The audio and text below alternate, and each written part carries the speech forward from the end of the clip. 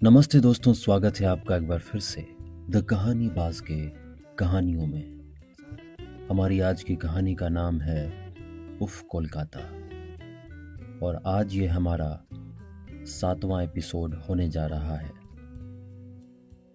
तो आइए चलते हैं आज की कहानी की ओर। आज के एपिसोड का नाम है अमावस की रात। रिजल्ट अपने आप में यह एक शब्द ही अच्छे अच्छों का भूत उतार देने वाला मंत्र है। दूसरे सेमेस्टर का रिजल्ट आ गया था। रुद्र अपेक्षानुसार कॉलेज में टॉप पर रहा था। चेतन ने भी अपने सारे पेपर्स निकाल लिए थे। 10 विषयों में से सिद्धार्थ के 4 विषयों में लाल निशान थे, जिसका फर्क उस पर कम और उसकी मां पर ज्यादा पड़ा था। खानदानी लोग थे, जहां फेल होना सरे बाजार बेलीबाज होना माना जाता है, जहां बच्चे के जन्म के साथ ही उसके करियर का ब्लूप्रिंट तैयार कर दिया जाता है। सो उसी ब्लूप्रिंट के अनुसार सिद्धार्थ को यहां से एलएलबी करनी थी और उसके बाद हार्वर्ड यूनिवर्सिटी से मास्टर्स करना था और फिर ग्रीन कार्ड लेकर अमेरिका में सेटल हो जाना था। मगर हरे कार्ड की चाह रखने वाली मां ने जब रिजल्ट पर लाल निशान देखे तो पहले पीली पड़ गई और फिर सफेद। बताया गया कि खून की सख्त जरूरत, ब्लड ग्रुप जो चाहिए था वह यूं अत्यंत दुर्लभ था, मगर बेटे का ही था। सो आनंद फानंद में ही सिद्धार्थ को बुलाया गया और जो वह आया तो फिर 2 महीने रहकर ही गया। मां की तीमारदारी में सिद्धार्थ पिछले दिनों हुई सारी बातें भूल गया। उसे 2-1 दफा मोहिनी की याद तो आई, मगर फिर मां की चढ़ती उतरती तबीयत ने उसे सोचने का मौका ही नहीं दिया। 2 महीने किसी तरह गुजरे। मां की तबीयत ठीक हुई तो उन्हें ग्रीन कार्ड की याद फिर आई, लेकिन उन्हें अब की लगा कि उनके बेटे और उसके हरे कार्ड के बीच कुछ काला है, जिसे सफेद करने के लिए उन्होंने नीला पत्थर बेटे को पहना दिया और पढ़ाई के लिए अपनी कसम देते हुए सिद्धार्थ को इस ताकीद के साथ हॉस्टल भेजा कि अब वो हफ्ते 10 दिन पर उसकी पढ़ाई देखने हॉस्टल आती रहेंगी। सिद्धार्थ जानता था कि कोलकाता शहर से कोलाघाट इतनी दूर भी नहीं है कि उसकी मां ना आ सके, मगर बेटा आखिर सिद्धार्थ था। हॉस्टल पहुंचते ही उसने सबसे पहले पानी अंगूठी उतार फेंकी। दिन में रुद्र और चेतन के साथ मिलकर फ्रेशर्स की रैगिंग ली और रात में गाड़ी लेकर 2 रात लगातार मेचेदा के कब्रिस्तान में गया। देर रात तक बैठा और फिर उदास लौट आया।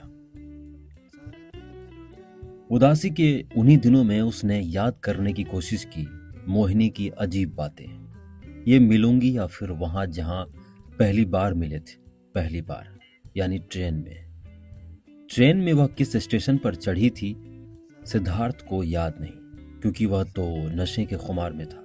मगर जब वह उसके पांव के छुअन से जागा तो भोर के 3 बज रहे थे। उस ट्रेन के ज्यादा स्टॉपेज नहीं है, तो अगर वह आधा घंटा पहले भी आई हो तो एक ही स्टॉपेज है, तमलुक स्टेशन।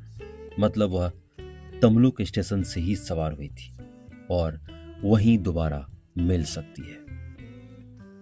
सोचते और गुनते ही सिद्धार्थ की आंखें चमक उठी और फिर उसी दिन कमरे में दोस्तों के साथ बैठे हुए उदासी के इसी नीरस माहौल को तोड़ने की गरज से उसने कहा, बेटा आज नाइट आउट पे चलते हैं। किस खुशी में पापा जी? 4 सब्जेक्ट में तो आप लाल हैं, चेतन ने तंजिया ही कहा। मेरा बर्थडे है, सिद्धार्थ ने उसकी बात पर ध्यान न देते हुए कहा। अभी 3 महीने पहले ही तो पार्टी दी थी तूने बर्थडे की, चेतन ने चौंकते हुए कहा। अबे यार, ये इंस्टॉलमेंट पे पैदा हुआ था, तुझे कोई दिक्कत? रुद्र ने बीच में पढ़ते हुए कहा, जिससे चेतन को हंसी आ गई। उसने हंसते हुए ही रुक रुक कर कहा, नहीं नहीं कोई दिक्कत नहीं, मगर ये साला शमशान कब्रिस्तान वाली जगह ले जाएगा, वहां नहीं। नहीं, वहां कौन जाएगा? रुद्र ने एक सांस में कहा, जिस पर सिद्धार्थ मुस्कुरा दिया और बोला, घबराओ मत, अब की एकदम मस्त जगह चलेंगे, कोई टंटा नहीं, एकदम शांत। चेतन तू अपनी गिटार भी ले लेना, पक्का? बियर मेरी तरफ से, चेतन गिटार की बात सुनकर ही हाई हो गया था। चिकन और स्नैक्स मेरी ओर से, और यही टॉप करने की पार्टी भी मान लेना। दोबारा नहीं दूंगा। पूरे हॉस्टल को खिलाते खिलाते कंगाल हो गए। साली जितने की कमाए नहीं उतने का तो लहंगा फट गया। रुद्र ने अपनी अंदाज में बात खत्म की। ठीक है, गाड़ी का इंतजाम मैं करता हूं, सिद्धार्थ ने कहा और उठ गया। उसके निकलते ही बाकी दोनों भी अपने हिस्से का सामान लाने निकल पड़े, और जब देर रात तीनों मिले तो चेतन के हाथ में बियर की क्रेट थी। रुद्र के दोनों हाथों में स्नैक्स और खाने से भरी पॉलिथीन थे, मगर सिद्धार्थ खाली हाथ ही था। सिद्धार्थ को खाली हाथ देखकर दोनों को आश्चर्य नहीं हुआ, क्योंकि उसे कुछ लाना नहीं था। उसे मंगवानी थी गाड़ी, जो कि दूर दूर तक नदारद थी। क्या हुआ, गाड़ी कहाँ है? देर तक हाथ में क्रेट लिए चेतन ने कलाई के दर्द से परेशान होकर कहा। गाड़ी तो नहीं मिली, सिद्धार्थ ने बुझे मन से कहा। अरे इसकी जज्बात को सलाम, हम जानते थे ये साला धोखा देगा। खिसते हुए रुद्र ने खाने की पॉलिथीन जमीन पर पटक दी। ऐसे ही करोड़पति थोड़े बना है इसका बाप, ऐसे ही लूट लूट के पैसा जमा किया है। चेतन ने भी क्रेट जमीन पर रख दी। पूरे मुड की जज्बात का सलाम कर दिया यार। रुद्र खिंचता हुआ बोला, मुझे भी कुछ बोलने दोगे? सिद्धार्थ ने हाथ जोड़ते हुए कहा। अब ये कहेगा कि हॉस्टल की छत पर ही खा लेते हैं यार। चेतन ने रुद्र की ओर देखा। गाली दे देंगे तो चुपचाप सुन लोगे, सिद्धार्थ ने अब जरा तलख होकर कहा। सिद्धार्थ के त्योरियां चढ़ाते ही दोनों सचमुच चुप हो गए। सिद्धार्थ ने कुछ पल तक अपनी सांस, गुस्सा और आवाज तीनों संभाली और फिर बोला, गाड़ी है। गाड़ी है? कहाँ है? चेतन उत्सुक होकर बोला, वहां। सिद्धार्थ ने अपनी दाहिनी ओर इशारा किया, और जिस तरफ इशारा किया उधर देखकर दोनों का उल्लास फिर ठंडा हो गया। ये? चेतन ने उदास भाव से कहा। हाँ बे, यही असगर अली की मारुति, सिद्धार्थ ने उत्साह से कहा। गेट योर इन्फॉर्मेशन करेक्टेड, ये असगर अली की मारुति नहीं, उसके बाप की मारुति है, 1987 मॉडल। तो क्या हुआ, चलती तो है ना? सिद्धार्थ ने कहा। हाँ चलती ही है, मगर कार को तो दौड़ना चाहिए ना, चेतन ने तंज किया। और वो भी असगर अली के बीवी और बच्चे धक्का मारते हैं तब इस जज्बात के सलाम का इंजन गर्म होता है। इंजन गर्म है, आज शाम ही पेट्रोल भरवा के लाया है असगर, सिद्धार्थ ने खुलासा किया। तो क्या तू सचमुच सीरियस है? चेतन ने आश्चर्य से पूछा। अबे पता चल गया तो हॉस्टल से हाथ धो बैठेंगे। रुद्र ने भी मामले की गंभीरता को समझते हुए कहा। डिग्री से भाई, डिग्री से हाथ धो बैठेंगे, चेतन ने पूरी बात की। कुछ नहीं होगा।